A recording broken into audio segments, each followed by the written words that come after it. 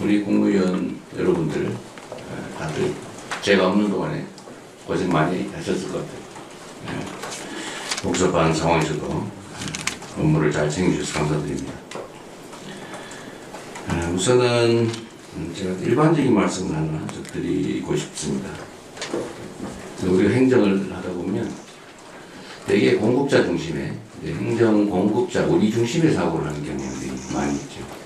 근데 그 뭐 악의가 있는 건 아니고 오랫동안 일을 하다 보면 아주 자연스럽게 그렇게 되는 것 같아요. 똑같은 정책을 결정하더라도 정책 수요자들의 입장을 물어보고 그들이 원하는 내용을 들어보고 그렇게 해서 결정한 거하고 그냥 우리가 일방적으로 정해서 통보하는 거하고 내용은 똑같은데 수용성에 있어서 완전히 다른 것 같습니다.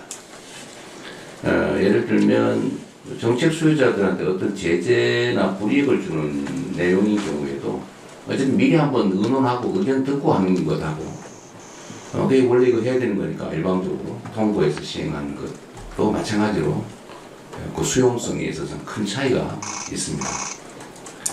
그러니까 요즘은 어떤 결과도 중요하지만 그 결과의 이런 과정들을 매우 중시하는 그런 사회 문화 때문이기도 할 겁니다. 요즘은 그러잖아요. 상품의 본질적 내용도 중요한데 그걸 어떻게 포장하느냐 또 스토리를 어떻게 구현하느냐에 따라서 완전히 다른 결과를 만들어내죠. 우리가 가난했던 시절에는 밥 많이 주면 좋았는데 이제는 어떤 정도의 여유가 갖춰지니까 어떤 방식으로 주느냐 어떻게 처리해서 주느냐 어떻게 포장해서 주느냐 어떤 과정을 거쳐서 그 일을 하느냐 이게 더 중요해진 측면이 있죠. 그게 어쩌면 민주주의에 대한 수요일 수도 있습니다. 내 의견이 존중받았느냐 아니면 무시당했느냐 이 결과보다 더 중요한 시대가 된 거죠. 그래서 오늘도 정책안들 내용을 좀 보면 이제 뭐 대체적으로 다들 준비해주고 계신데 가끔씩 그런 흔적들이 보입니다. 그러니까 누구를 위한 정책인가 어떤 정책 결정을 할 때 그 정책의 영향이 어디에 어떻게 미치느냐에 대해서 방향이 약간 다르게 느껴지는 경우가 있어요. 제가 공개적으로 말씀드리진 않을 건데 그런 점들을 좀 더 깊이 생각했으면 좋겠습니다.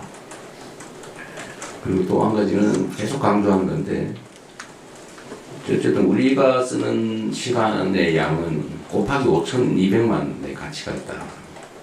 우리는 똑같은 일상의 일부일지 몰라도 우리가 하는 결정, 판단 이런 것들이 5,200만의 삶에 직접적으로 영향을 미치죠. 가끔씩은 국가의 운명에 영향을 미치기도 하지 않습니까? 그런 생각들을 좀 더 깊이 해주시면 좋겠어요. 언제나 뭐 그렇게 그런 생각으로 공직을 다들 해보신 것으로 생각됩니다. 지금도 그러실 거라고 보지만 조금만 더 노력해 주시면 좋겠다는 생각이 들어요.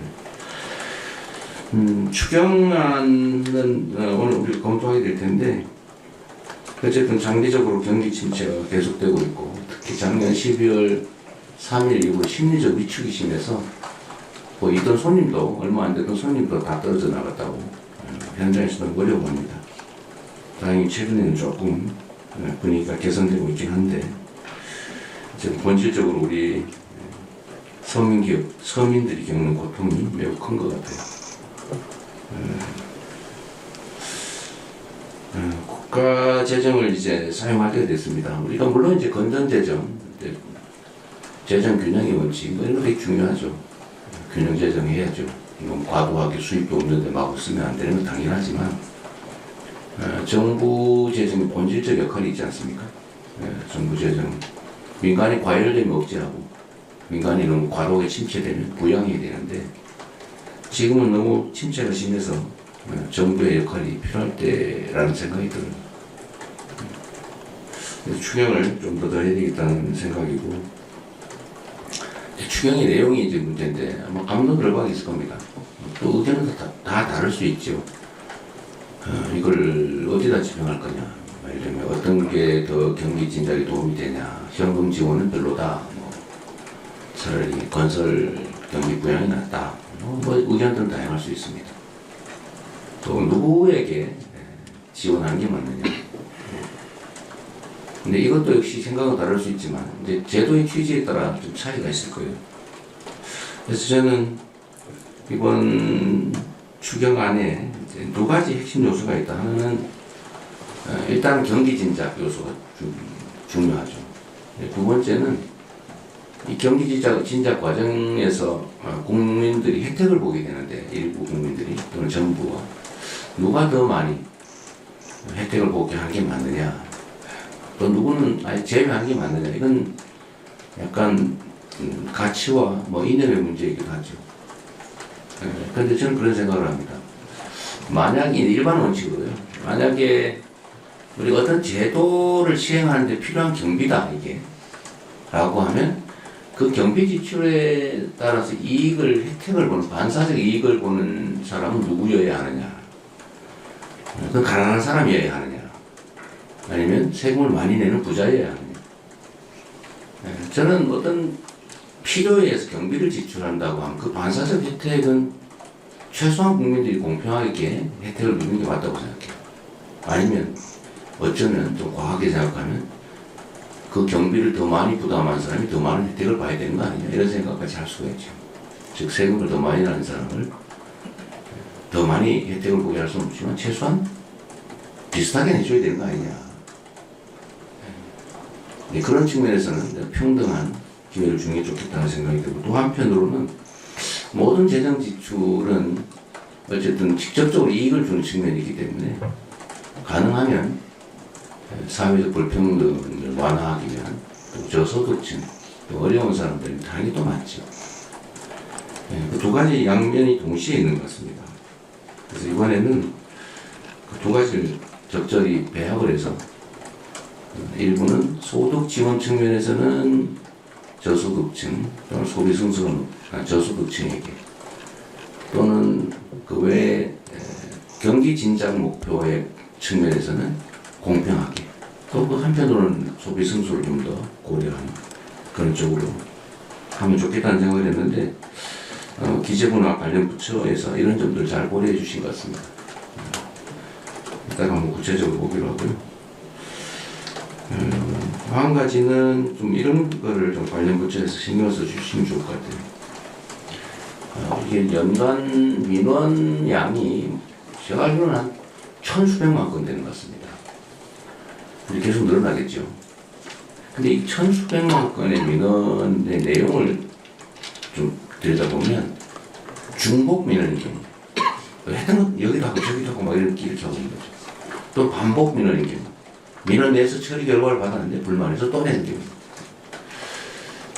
근데 이게 막 쌓여서 너무 많아졌어요.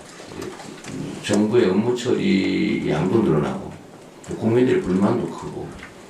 근데 민원은 해소를 해야 되는데 들어주든지 아니면 안 되는 걸 명확하게 알려서 포기하게 하든지 해야 되는데 계속 민원을 가지고 계속 반복하거나 또는 중복되게 뭐 중앙정부에 냈다, 지방정부에 냈다, 검찰에 냈다가 뭐 행안부에 냈다가 국민권익위에 냈다가 아니면 방통위에 냈다가 도대체 막 시장 군수한테 냈다가 막 그러잖아요.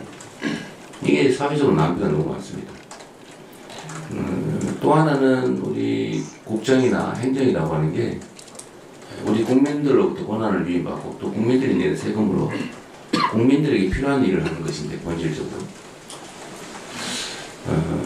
그런데 민원이라고 하는 거 우리가 대할 때 귀찮은 일 또는 뭐 없으면 좋을 일 이렇게 생각하는 경향이 없지 않죠. 그래서 경시합니다. 그걸 피하죠. 근데 저는 그러지 말아야 된다고 생각해요. 이 나라의 주인이 국민이라고 하는 게 헌법의 대원칙이고 국민이 원하는 것이 부당하지 않다면 다 들어줘야죠. 그게 부당하다면 부당함을 알려서 설득해야죠. 근데 엄청난 에너지가 민원에 소모되는 것 같아요. 그래서 이 문제들을 좀 신속하게 사실 똑같은 민원을 처리해도 신속하게 하느냐 지연되느냐 또 큰 차이가 있는 것 같습니다. 또 한 가지는 민원에 반응을 하느냐 무시를 하느냐 이것도 큰 차이를 빚는 것 같습니다. 그러면은 우리가 좀 어떤 민원에 대해서 신속하게 반응하고 또 반응을 해주고 또 가능하다면 신속하게 반응해주고 또 설득도 충분히 하고 이랬으면 좋겠습니다. 그래서 민원의 총량을 좀 줄였으면 싶습니다. 제가 뭐 제 자랑하는 것 같아서 좀 그렇긴 합니다만 제가 성남시장 첫 취임하던 첫 해에 무작위로 동네 동순실을 하면서 모았던 민원들이 있어요. 첫 해는 한 분량이 한 이 정도 한 이만큼 됐습니다. 종이를 하나씩 나눠주고 다 쓰라고 했죠. 근데 제가 퇴임하던 해에는 요만큼 줄었어요. 다 이제 해소된 거죠. 미리 들어주기도 하고. 방법은 아주 다양하게 저희가 구사를 해봤는데, 어쨌든 국민들이 정부 행정으로부터 무시당했다, 소외받고 있다, 억울하게 처분받았다, 해줘야 될 걸 안 하고 있어서 배제됐다, 이런 생각을 하지 않도록 이 방법은 좀 최대한 처리하면 좋겠어요.